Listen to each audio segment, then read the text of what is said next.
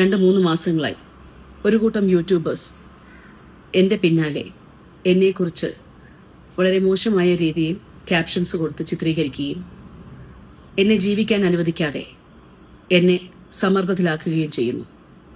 മാനസിക സമ്മർദ്ദം എനിക്ക് സഹിക്കാൻ പറ്റുന്നില്ല സർ. ഈയിടക്കാലങ്ങളായി നമ്മുടെ കേരളത്തിൽ ഒരുപാട് ജീവൻ പൊലിഞ്ഞു പോകുന്നുണ്ട് ഇങ്ങനെയുള്ള കാര്യങ്ങൾ കൊണ്ട്.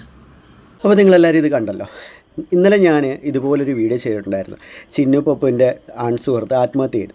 അപ്പം അദ്ദേഹമാണ് ചിന്നു പപ്പനെ കൊന്നത്, അദ്ദേഹം കെട്ടിത്തൂക്കിയതാണ്, അദ്ദേഹം കാരണമാണ് മരിച്ചത് എന്നൊക്കെ പറഞ്ഞ് ഭയങ്കര സൈബർ അറ്റാക്കായിരുന്നു അയാൾക്ക് വന്നത്. ലാസ്റ്റ് അയാൾ ആത്മഹത്യ ചെയ്യേണ്ട അവസ്ഥയിൽ നിങ്ങളെല്ലാവരും കൂടെ കൊണ്ടെത്തിച്ച്. അതായത് ഈ റിയാക്ഷൻ വീഡിയോ ചെയ്യുന്നവരും ഈ ട്രോൾ വീഡിയോ ചെയ്യുന്ന ആൾക്കാരും കൂടെ ചേർന്നാണ് ഈ ഒരു അവസ്ഥയിൽ ആ പുള്ളിക്കാരനെ കൊണ്ടെത്തിച്ചത്. എനിക്ക് ഈ ഒരു പ്രശ്നം വന്നപ്പോഴാണ് എൻ്റെ പേരിലൊരു കള്ളക്കേസും ഒരു വ്യാജ രീതിയിലുള്ള ഒരു പോസ്റ്റൊക്കെ വന്ന സമയത്ത് കുറച്ച് എനിക്ക് ഇതുപോലുള്ളൊരു സൈബർ ബുള്ളിങ് വന്നപ്പോഴാണ് ഇത് എത്രത്തോളം വലിയ ഡേഞ്ചർ ആണെന്നുള്ളത് ഞാൻ മനസ്സിലാക്കുന്നത്. എൻ്റെ കൂടെ ആൾക്കാർ നിൽക്കാൻ ഉണ്ടായതുകൊണ്ട്, എനിക്ക് സപ്പോർട്ട് ചെയ്ത് എൻ്റെ കൂടെ നിൽക്കാൻ ആൾക്കാരുണ്ടായതുകൊണ്ട് എനിക്ക് ആ പ്രശ്നം വലുതായിട്ട് തോന്നിയില്ല. എനിക്ക് ആ പ്രശ്നത്തിൽ നിന്ന് ഊരിപ്പോരാനായിട്ട് പറ്റി. പക്ഷേ എല്ലാവർക്കും അങ്ങനെ പറ്റണമെന്നില്ല. നമുക്ക് ചേർന്ന് നിൽക്കാൻ, നമ്മുടെ കൂടെ നിൽക്കാൻ ആരും ഇല്ലാത്തൊരു അവസ്ഥയാണ് നമ്മൾ നിൽക്കുന്നതെന്നുണ്ടെങ്കിൽ ഇതുപോലുള്ള പ്രശ്നം മതി ആത്മഹത്യയിലേക്ക് നയിക്കാൻ വേണ്ടി. ഈ നമ്മൾ കാണുന്ന ഈ 90% ആത്മഹത്യയിലും നമ്മൾ കാണുന്നൊരു കാര്യം എന്താണെന്ന് വെച്ചാൽ അവർക്കൊന്ന് പിടിച്ചു നിർത്താൻ, അവരൊന്ന് ചേർത്ത് നിർത്താൻ ആരും കാണത്തില്ല. അവരെ സങ്കടങ്ങൾ കേൾക്കാൻ, അവരെ ദുഃഖങ്ങൾ കേൾക്കാൻ ആരും കാണത്തില്ല.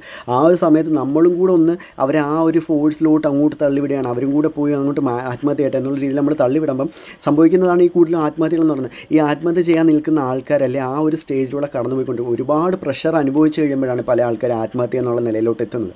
അപ്പോൾ ആ ഒരു അവസ്ഥയിലൂടെ പോയിക്കൊണ്ടിരിക്കുന്ന ആൾക്കാരെ നമ്മളൊന്ന് ചേർത്ത് പിടിക്കുക, അവരെയും കൂടി നമ്മളൊന്ന് മനസ്സിലാക്കാൻ ശ്രമിക്കുകയാണെന്നുണ്ടെങ്കിൽ ഈ 90% ആത്മഹത്യകൾ നമുക്ക് ഒഴിവാക്കാൻ സാധിക്കും. ഈ സോഷ്യൽ മീഡിയ പ്ലാറ്റ്ഫോം പണ്ടാണെങ്കിൽ നമ്മൾ കുടുംബശ്രീയിലെ സ്ത്രീകളെ കളിയാക്കുമായിരുന്നു.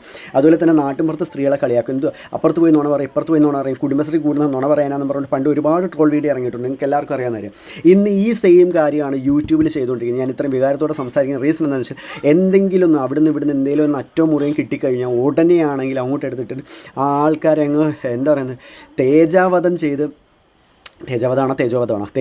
ചെയ്ത് അവരെ അങ്ങ് ഇല്ലാണ്ടാക്കിക്കളെ. ആ രീതിയിലാണ് നമ്മുടെ യൂട്യൂബേഴ്സ് ഇപ്പോൾ നടന്നുകൊണ്ടിരിക്കുന്നത്. റിയാക്ഷൻ വീഡിയോ എന്ന് പറഞ്ഞ് കുറേ ആൾക്കാർ കയറിയിരിപ്പുണ്ട്. എന്തൊത്തിനാണ് ഇതുപോലുള്ള ആൾക്കാരെ കുറ്റം പറയാനായിട്ട്. എന്തെങ്കിലും ഒരു സത്യാവസ്ഥ അവർ കണ്ട് മനസ്സിലാക്കിയിട്ടാണ് ഇത് ചെയ്യുന്നുണ്ടെങ്കിൽ പിന്നെ ഒരു അന്തസ്സുണ്ടായിരുന്നു. തെളിവ് സഹിതമാണ് പറയുന്നുണ്ട്. ഇത് പ്രത്യേകിച്ച് ഒരു കാര്യമില്ല. അവരങ്ങനെ പറഞ്ഞു, അവരിങ്ങനെ പറഞ്ഞു, അവിടെ പോയി ഇങ്ങനെ കാണിച്ചാൽ, ഇവിടെ പോയി ഇങ്ങനെ കാണിച്ചെന്ന് പറഞ്ഞിട്ട് കുറേ റിയാക്ഷൻ വീഡിയോസ്, എന്നിട്ട് അവരെ അങ്ങോട്ട് വലിച്ചു കയറി. ഈ സത്യം പറഞ്ഞാൽ എല്ലാവരും ഒന്നും മാനസികമായിട്ട് നല്ല ബലമുള്ള ആൾക്കാരോ നല്ല കരുത്തുള്ള ആൾക്കാരോ ഒന്നുമല്ല. എല്ലാവരും വീക്കായിട്ടുള്ള ആൾക്കാർ തന്നെയാണ്. ഏതെങ്കിലും ഒരു മൂമെൻറ്റിൽ അവർക്ക് ഇനി വേണ്ട ഈ ജീവിതം തോന്നിക്കഴിഞ്ഞാൽ ഉത്തരവാദി ഈ യൂട്യൂബേഴ്സ് തന്നെയാണ്. ഇപ്പോൾ ഈ രേഖ രതീഷ് പറഞ്ഞ കാര്യം അത് തന്നെയാണ്. അതുപോലെ തന്നെ ചിന്നു പപ്പുവിൻ്റെ കാര്യത്തിൽ സംഭവിച്ച കാര്യം ഇത് തന്നെയാണ് സംഭവിച്ചത്.